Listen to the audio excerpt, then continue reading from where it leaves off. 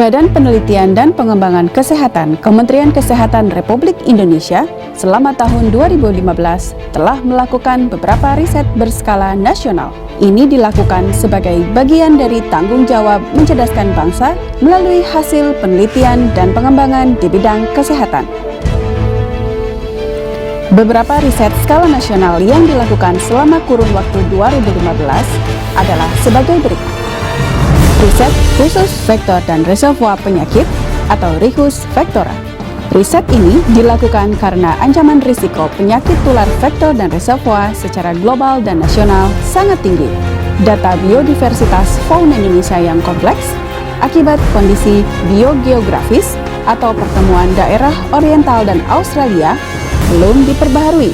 Data penelitian vektor dan reservoir penyakit belum terwakili secara nasional, serta data model pengendalian secara lokal dan spesifik belum lengkap.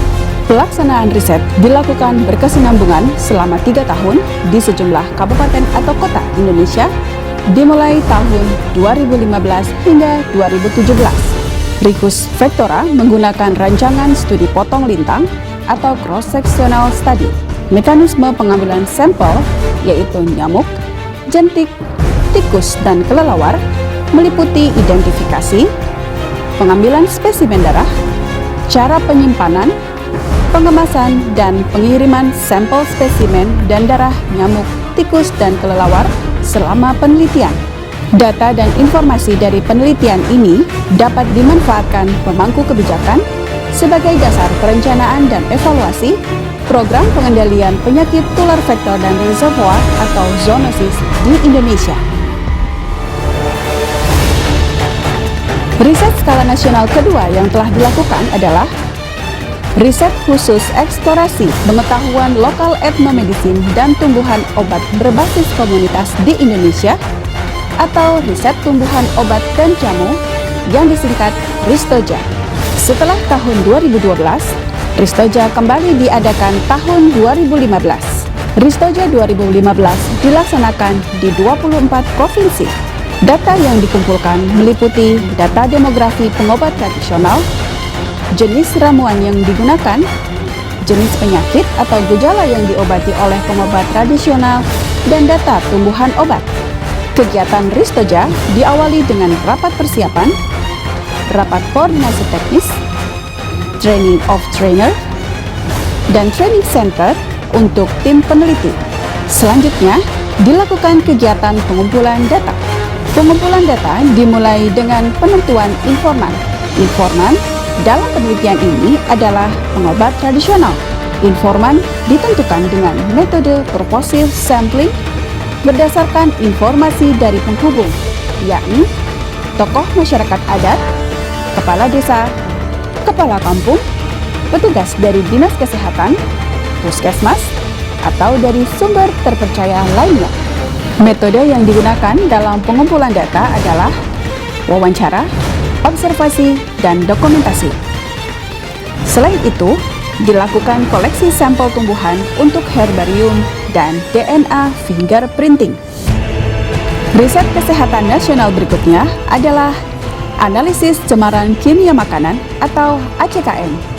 Kegiatan survei konsumsi makanan individu atau SKMI nasional dan analisis cemaran kimia pada makanan atau ACKM 2014 dengan proyek percontohan di Provinsi Daerah Istimewa Yogyakarta telah selesai. Selanjutnya, di tahun 2015 diadakan riset ACKM secara nasional di 15 provinsi, yaitu Aceh, Sumatera Barat, Sumatera Selatan, Bangka Belitung, DKI Jakarta, Jawa Barat, Jawa Timur, Nusa Tenggara Barat, Nusa Tenggara Timur, Kalimantan Barat, Kalimantan Selatan, Sulawesi Tenggara, Sulawesi Utara, Maluku, dan Papua Barat. Riset ini untuk mengetahui tingkat paparan senyawa kimia berbahaya yang terkonsumsi bersama makanan pada masyarakat Indonesia. Untuk itu, dilakukan pemeriksaan kandungannya dalam sampel makanan nasional yang merupakan gabungan sampel provinsi. Sampel makanan dibeli di pasar provinsi lalu diolah di laboratorium makanan Poltekkes di provinsi tersebut. Sampel dikirim ke laboratorium pusat dalam keadaan beku. Di laboratorium pusat, dilakukan penggabungan sampel makanan yang sejenis dari masing-masing provinsi. Kemudian dihomogenkan sehingga menjadi sampel uji yang siap untuk dilakukan analisis kandungan kimia berbahaya tertentu seperti pestisida, logam berat, mikotoksin, dan bahan tambahan pangan. Desain penelitian ACKM adalah potong lintang dan bersifat eksploratif. Populasi sampel adalah makanan yang dikonsumsi oleh responden SKMI 2014. Sampel adalah makanan yang merupakan keterwakilan dan 90% diet masyarakat Indonesia.